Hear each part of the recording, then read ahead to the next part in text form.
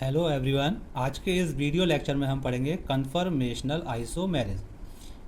Conformational isomerism क्या है?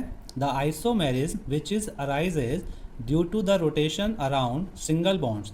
It may be carbon carbon single bond, carbon oxygen single bond, nitrogen nitrogen single bond और carbon oxygen oxygen oxygen single bond. Conformational isomerism को और किस तरह से represent कर सकते हैं? पहला है सॉ-हॉर्स प्रोजेक्शन, दूसरा है न्यूमैन प्रोजेक्शन और थर्ड वन है Fischer projection. For example ethane, ethane को सॉ-हॉर्स प्रोजेक्शन में कैसे रिप्रेजेंट कर सकते हैं? सपोज कीजिए वाई है, दो वाई को लीजिए और दोनों को कहाँ रखें? डाउनवर्ड डायरेक्शन में और एक लाइन से ज्वाइन कर दीजिए।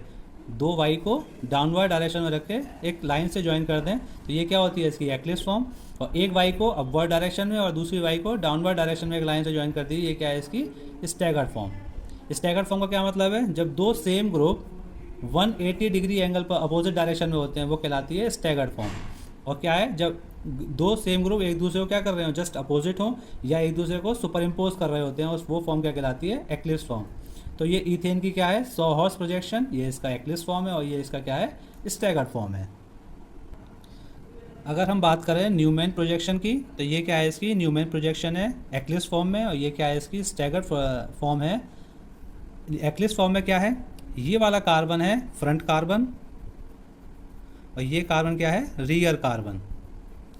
तो जब फ्रंट कार्बन और रियर कार्बन एक दूसरे के जस्ट अपोजिट होंगे या सुपर इम्पोज कर रहे होंगे तो वो फॉर्म क्या कहलाएगी? Eclipse form. और अगर मैं रियर कार्बन को क्या करूँ?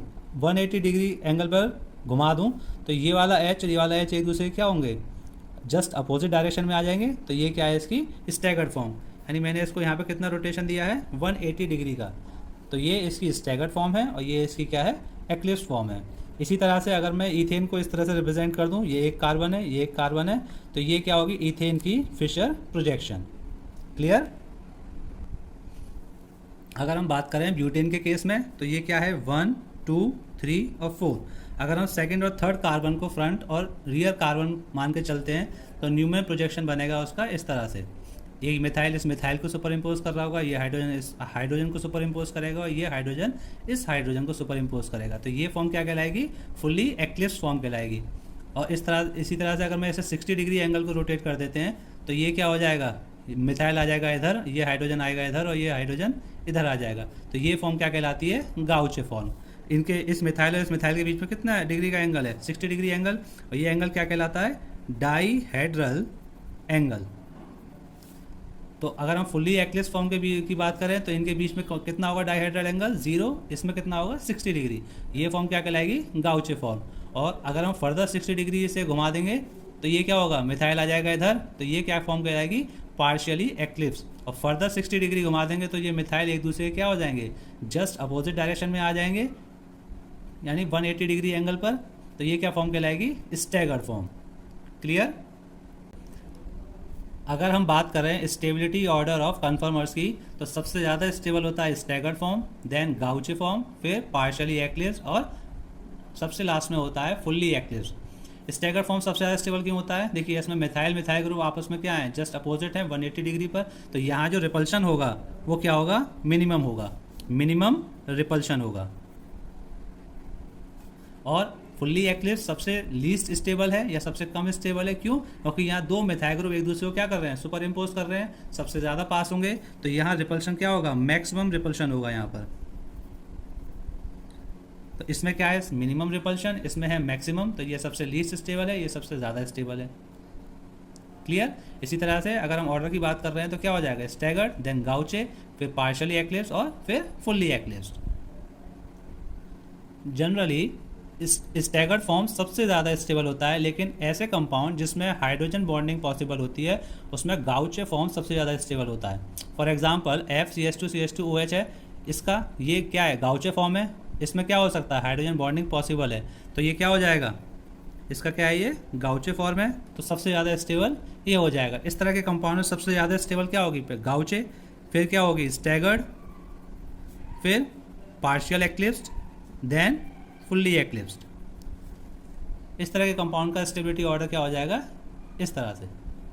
क्लियर? अगर हम बात करें कन्फर्मेशन ऑफ साइक्लोहेक्सेन तो ये साइक्लोहेक्सेन का क्या है? चेयर फॉर्म है। ये ए और ई क्या है, यहाँ पर ए क्या है एक्सियल पोजीशन, ई क्या है इक्वेटोरियल पोजीशन। तो ये सभी क्या है इसके एक्सियल और इक्वेटोरियल पोजीशन है। ये क्या है साइक्लोहेक्सेन की बोट फॉर्म है, और ये है इसकी ट्विस्ट बोट फॉर्म, और ये है इसकी हाफ चेयर फॉर्म। अगर हम बात करें स्टेबिलिटी ऑर्डर की, तो स्टेबिलिटी ऑर्डर सबसे ज़्यादा किसका होता है, चेयर फॉर्म का होता है, उसके बाद ट्विस्ट बोट का होता है, देन बोट फॉर्म का होता है। सबसे लीस्ट स्टेबल कौन सी होती है, हाफ चेयर। एनर्जी और स्टेबिलिटी एक दूसरे के क्या है, इन्वर्सली प्रोपोर्शनल होती हैं। तो जो ऑर्डर स्टेबिलिटी का होगा उसका जस्ट रिवर्स ऑर्डर किसका हो जाएगा, एनर्जी का हो जाएगा। बात करें ऑप्टिकली एक्टिविटी की, तो जो ट्विस्ट बोट फॉर्म है वही सिर्फ और सिर्फ ऑप्टिकली एक्टिव होती है, बाकी सभी फॉर्म क्या होती हैं, ऑप्टिकली इनएक्टिव होती हैं। बोट फॉर्म में ये जो दो हाइड्रोजन आपको दिखाई दे रहे हैं, इनको हम क्या कहते हैं, फ्लैग पोल हाइड्रोजन। इसी को हम क्या कहते हैं, फ्लैग पोल इंटरेक्शन भी कहते हैं। अगर हम साइक्लोहेक्सेन की सभी फॉर्म्स के लिए एनर्जी डायग्राम बनाते हैं, तो ये क्या है, energy diagram for cyclohexane different structure. तो ये चेयर फॉर्म के लिए है, ये ट्विस्ट बोट के लिए है, ये हाफ चेयर के लिए, और ये किसके लिए है, बोट फॉर्म के लिए। तो इस डायग्राम से क्लियर विजिबल है कि चेयर फॉर्म की एनर्जी सबसे कम है, इसीलिए स्टेबिलिटी चेयर फॉर्म की क्या है, सबसे ज़्यादा है, और हाफ चेयर की एनर्जी सबसे ज़्यादा है, इसीलिए इसकी स्टेबिलिटी सबसे कम होती है। क्लियर। हमारा अगला टॉपिक है geometrical isomerism in chair form of cyclohexane. देखिए ये एक एग्जांपल है जिसमें ये साइक्लोहेक्सेन है, इसमें दो ग्रुप लगे हुए हैं, मिथाइल और इथाइल, और दोनों ही ग्रुप कहाँ है, एबव द प्लेन है, यानी ये इसकी क्या है, सिस फॉर्म है। यानी साइक्लोहेक्सेन की सिस फॉर्म को एक्सियल या इक्वेटोरियल पोजीशन पर कैसे शो करेंगे, उसके लिए आपको क्या ध्यान रखना है, ये 2 पॉइंट याद रखने हैं, कोई भी एक याद रख लीजिएगा, क्वेश्चंस इजीली हो जाएंगे। जैसे अगर ग्रुप फर्स्ट और सेकंड पोजीशन पर है, तो उसकी सिस फॉर्म के लिए आपको एक ग्रुप को एक्सियल पोजीशन पर लगाना होगा, एक ग्रुप को इक्वेटोरियल पोजीशन पर लगाना होगा। याद रखिएगा, अगर ग्रुप बल्कि है तो हमेशा उसे कहाँ लगाना है, इक्वेटोरियल पोजीशन पर लगाना है। जैसे कि इस एग्जाम्पल में क्या दिया हुआ है, एक एमी यानी मिथाइल है और एक क्या है, इथाइल है, और दोनों ही कहाँ हैं, एबव द प्लेन यानी सिस फॉर्म है। तो सिस फॉर्म के लिए हमें क्या करना होगा, एक को एक्सियल पर और एक को इक्वेटोरियल पे। इन दोनों में से बल्कि ग्रुप कौन सा है, इथाइल, तो इथाइल कहाँ आएगा, इक्वेटोरियल पोजीशन पे, और एमी को कहाँ लगाएंगे, एक्सियल पोजीशन पर। क्लियर। फर्स्ट और सेकंड और फर्स्ट और फोर्थ पोजीशन के लिए आपको सेम रखना है, और 1 और 3 पोजीशन के लिए क्या कर देना है, जस्ट अपोजिट कर देना है। क्लियर। चलिए कुछ एग्जांपल्स हैं जिन्हें करके देखते हैं। ये क्या है, साइक्लोहेक्सेन, जिसमें एक मिथाइल कहाँ लगा हुआ है, एबव द प्लेन, और एक कहाँ है, बिलो द प्लेन, यानी ये क्या है, इसकी ट्रांसफॉर्म है।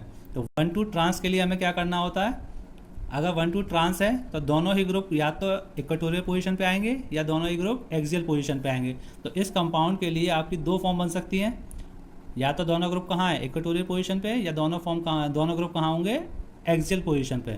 अब इसमें से स्टेबल कौन सा होगा, हमेशा इक्वेटोरियल पोजीशन वाला ज़्यादा स्टेबल होता है। इसी तरह से सेकंड क्वेश्चन, यहाँ क्या है, साइक्लोहेक्सेन, ये कहाँ, एक फर्स्ट पर है और एक कहाँ लगा हुआ है, 4 पर।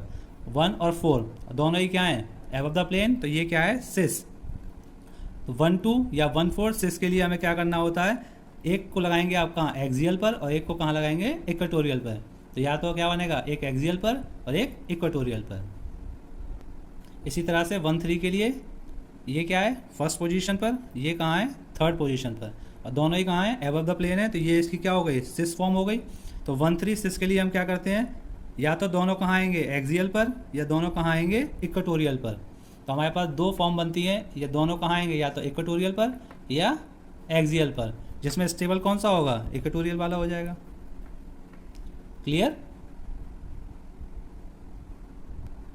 चलिए एक क्वेश्चन करके देखते हैं। क्वेश्चन क्या है, draw the most stable chair form of, एक कंपाउंड दिया हुआ है जिसमें एबव द प्लेन क्या है, इथाइल ग्रुप है, एक methyl group above the plane है, और एक क्या है, बिलो द प्लेन है।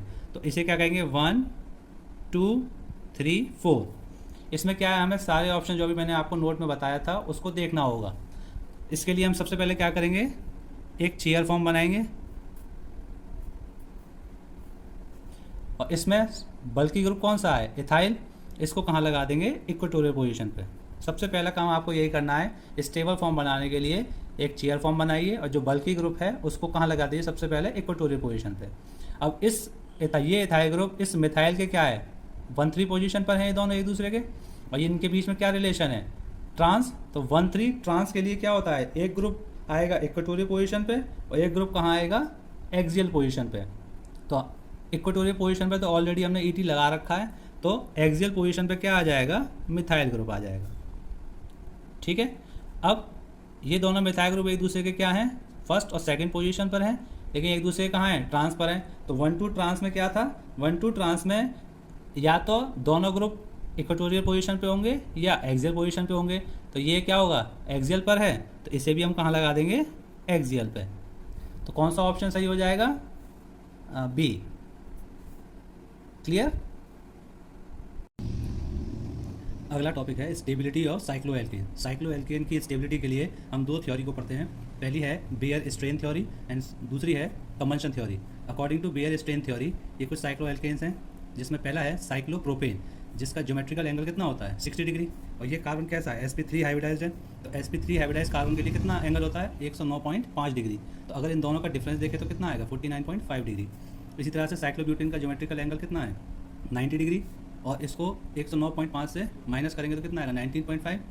इसी तरह साइक्लोपेंटेन के लिए डिफरेंस कितना आएगा, 1.5, साइक्लोहेक्सेन के लिए 10.5 और साइक्लोहेप्टेन के लिए ये कितना आएगा, ग्रेटर देन 10.5। तो according to Baeyer strain theory सबसे कम डिफरेंस किसके लिए आ रहा है, साइक्लोपेंटेन के लिए। तो सबसे कम साइक्लोपेंटेन के लिए आ रहा है। तो इस थ्योरी के अकॉर्डिंग सबसे ज़्यादा स्टेबल साइक्लोएल्केन कौन सा है, साइक्लोपेंटेन। लेकिन प्रैक्टिकली ये स्टेबल नहीं होता, जिसको हम किस में समझेंगे, कंबंशन थ्योरी में। बात करें कंबंशन थ्योरी की, तो ये कुछ साइक्लोएल्केन है जिसमें ये जो वैल्यू दे रखी है क्या है, enthalpy of combustion in kilojoule पर मोल। और ये क्या दिया हुआ है, एंथैल्पी ऑफ कंबंशन पर CH2 इन किलोजूल पर मोल। साइक्लोएल्केन की बात करें तो साइक्लोएल्केन के लिए एंथैल्पी ऑफ कंबंशन किलोजूल पर मोल है कितना, 2091। इसको अगर हम 3 से डिवाइड कर देंगे तो हमारे पास क्या आ जाएगा, ये डेल्टा SC पर CH2 मॉलिक्यूल आ जाएगा। तो साइक्लोप्रोपेन के लिए क्या वैल्यू है, 697। इसी तरह से फर्दर और साइक्लोएल्केन्स के लिए जब हम इस वैल्यू को कैलकुलेट करेंगे तो ये वैल्यूज आएंगे, जिसमें सबसे कम वैल्यू किसकी है, साइक्लोहेक्सेन की। तो ये सबसे छोटी वैल्यू को फर्दर हम क्या करेंगे, इन वैल्यूज़ में से माइनस करेंगे और जितने कार्बन हैं उनसे मल्टीप्लाई कर देंगे। तो क्या आएगी वैल्यू, साइक्लोएल्केन के लिए क्या आएगी, 117, साइक्लोब्यूटेन के लिए कितना आया, 112, साइक्लोपेंटेन के लिए कितना आया, 25, साइक्लोहेक्सेन के लिए 0 एंड साइक्लोहेप्टेन के लिए कितना आया, 26। तो सबसे कम वैल्यू किसके लिए आई है, साइक्लोहेक्सेन के लिए। तो सबसे ज़्यादा स्टेबल कौन हो गया, साइक्लोहेक्सेन। इसके बाद कौन स्टेबल होगा, साइक्लोपेंटेन, और उसके बाद क्या आएगा, साइक्लोहेप्टेन, फिर साइक्लोब्यूटेन, देन साइक्लोप्रोपेन। तो अकॉर्डिंग टू कंबंशन थ्योरी हम कह सकते हैं कि डेल्टा SC पर CH2 जिसके लिए भी वैल्यू कम होगी वो सबसे ज़्यादा स्टेबल होगा। क्लियर।